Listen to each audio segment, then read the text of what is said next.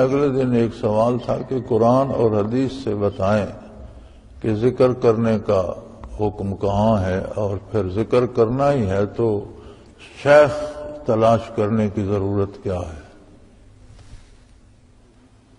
بڑی عجیب بات ہے،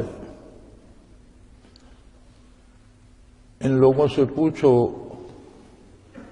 کہ انہوں نے جو تعلیم حاصل کی ہے، انگریزی کی، اردو کی، جغرافیے کی، تاریخ کی، مختلف موضوعات کی، اور گریجویشن کیا یا ایم اے کیا ہے، تو کیا اس کی کتابیں ملتی نہیں تھیں؟ ساری کتابیں تو مارکیٹ میں تھیں، پھر انہوں نے استاد کیوں اختیار کیے؟ ٹیچر اور پروفیسر کے پاس کیوں گئے؟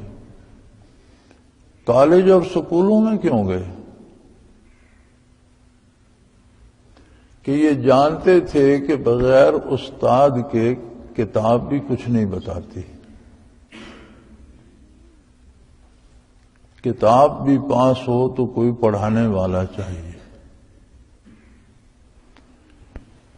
دنیا کا کوئی فن، جوتے بنانے کا ہو، کپڑے بنانے کا ہو، مکان بنانے کا ہو، کوئی بھی فن بغیر استاد کے سیکھا نہیں جا سکتا۔ حتیٰ کہ گانے بجانے والے بھی اپنا استاد اختیار کرتے ہیں، اس سے سیکھتے ہیں۔ لیکن یہ سوال اپنی جگہ ہے کہ اللہ اللہ سیکھنے کے لیے کیا استاد کی یا شیخ کی ضرورت ہے؟ کسی نے ساتھی نے مجھے یہ سوال ای میل کیا، مجھے قرآن اور حدیث سے لکھ کر بھیجیں۔ اب میرے پاس تو اتنی فرصت نہیں ہوتی، رات بھی 47 ای میل تھیں، 47 جواب کتنے کتنے لمبے کوئی دے۔ اگلے دن ایک دن لائن خراب تھی ٹیلی فون کی، تو دوسرے دن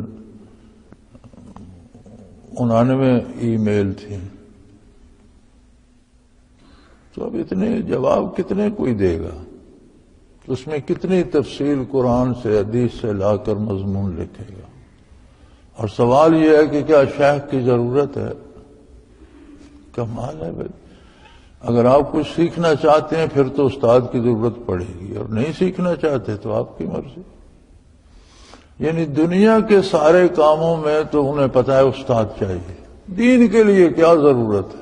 کمال۔ جو معاملہ سب سے حساس، سب سے نازک ترین، یعنی اللہ اور بندے کے مابین معاملہ ہے، اللہ کے نبی اور اس کے امتی کے مابین معاملہ ہے، تعلیمات الہی اور تعلیمات نبوت کی بات ہے، تو وہاں استاد نہیں چاہیے ہوگا۔ کسی نے یہ نہیں پوچھا کہ ریاضی پڑھنے کے لیے، اردو پڑھنے کے لیے، تاریخ پڑھنے کے لیے، کتابیں پڑھنے کے لیے استاد چاہیے، قرآن و سنت سے ثابت کریں۔ وہاں تو قرآن و سنت کی کوئی بات نہیں، لیکن یہ سوال اپنی جگہ ہے۔ تو بھائی سب سے بڑے استاد ہیں ذکر کے محمد الرسول اللہ صلی اللہ علیہ وآلہ وسلم، جن کے طفیل ہم تک ذکر کے احکام پہنچے، ذکر کرنے کا حکم پہنچا۔ اب جس طرح قرآن نے صلاۃ کا حکم دے دیا، صلاۃ پنجگانہ کا حکم دے دیا، لیکن یہ حکم مجمل ہے، اس میں تفصیل نہیں ہے کہ نماز کیسے پڑھی جائے گی، اس میں قرات کیا ہوگی، رکوع و سجود کیا ہے، کس وقت کی کتنی رکعت ہیں، رکعت ہوتی کیا ہے، کھڑا کیسے ہونا ہے، ہاتھ کیسے باندھنے ہیں، اور پڑھنا کیا ہے، رکوع میں کیا پڑھنا ہے، سجدہ کیا ہے، عطیات کیا ہے، اس میں کیا پڑھنا ہے، یہ سارا کچھ تو قرآن میں کوئی نہیں ملتا، صرف نماز کا حکم ملتا ہے۔ اور یہ ساری تفصیل بتائی محمد الرسول اللہ صلی اللہ علیہ وآلہ وسلم. ذکر کا بھی حکم قرآن میں ملتا ہے. سکھایا کیسے حضور نے ساری تفصیل بتائی، اور دلائل السلوک میں اس تفصیل پر بڑی مفصل بحث ہے.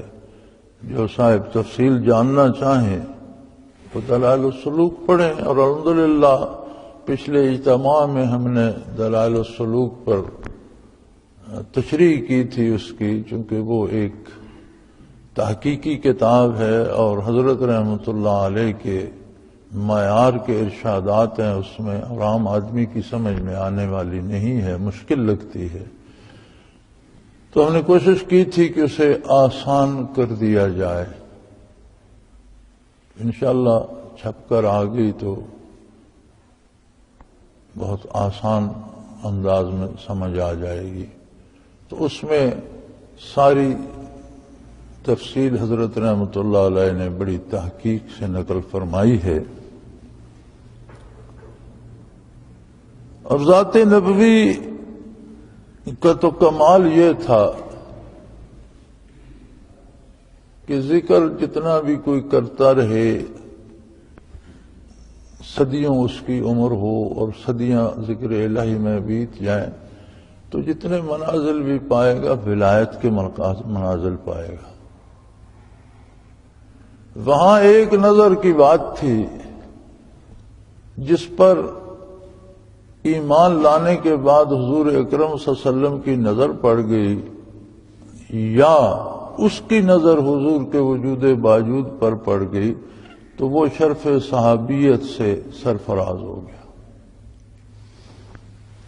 اور ولایت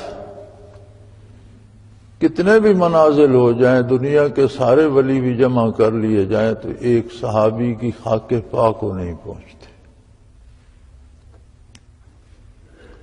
کمالات صحابہ کا بھی جب ذکر کرتا ہے قرآن کریم تو فرماتا ہے ثم تلین جلودہم وقلوبہم الی ذکر اللہ.